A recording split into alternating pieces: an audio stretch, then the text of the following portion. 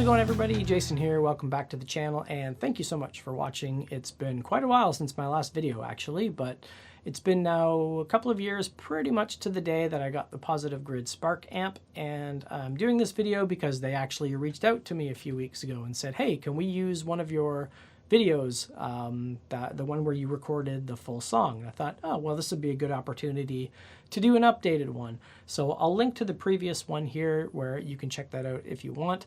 And for this test, what I wanted to do was, if all you have is the Spark and you can't make any noise, here's the kind of results you can get. So just quickly about the test, I used my 2021 MacBook Pro, Garageband, and all the stock plugins that come with Garageband.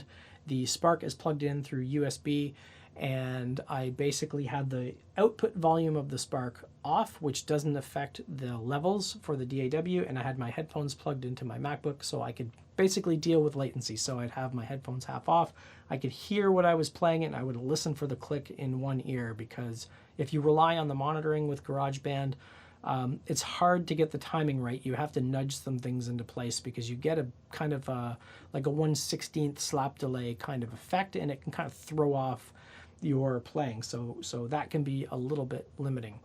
In the description below are links to the specific sections of the song. So if you want to just listen to the clean guitar or the acoustic guitar or the kind of the full big band version of it, you can jump through those and then stick around, and I'll give you a little bit more information about the limitations I had to live through by just doing it with just all the stock stuff in GarageBand.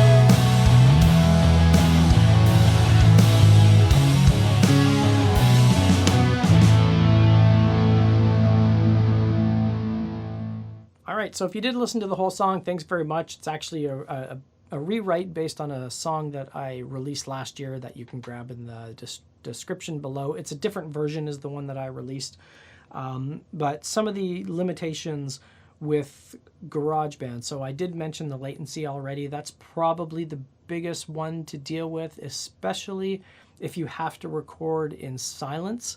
If you do have the ability to play the Spark a little bit louder, one trick that I'll do sometimes is I'll leave one headphone off and I'll turn the Spark up so I can hear the Spark in real time, and I listen for the click in this ear. And that helps a little bit with latency. But if you don't want to spend money on a DAW, you get a little bit less control over what you can do. Most of the limitations for this was in mixing because number one, the stock plugins in GarageBand, there's no interface with them. Well, there is an interface, it's just the sliders. You don't get any gauges or any visual stuff, and people say, mix with your ears, not with your eyes.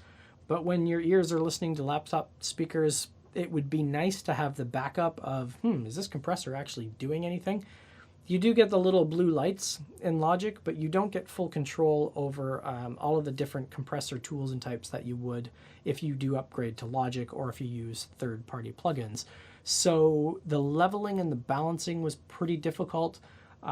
There's no ability to do side chaining in Garageband as well, so you can't do any kind of, basically a track is listening to another track and adjusting its volume. This is the famous, one of the famous things is the kick and bass thing, so you can duck the bass so the kick will cut through. Couldn't do any of that stuff. Obviously, there's no mixer or ability to use sends in GarageBand outside of the master echo and master reverb sends that they have built in.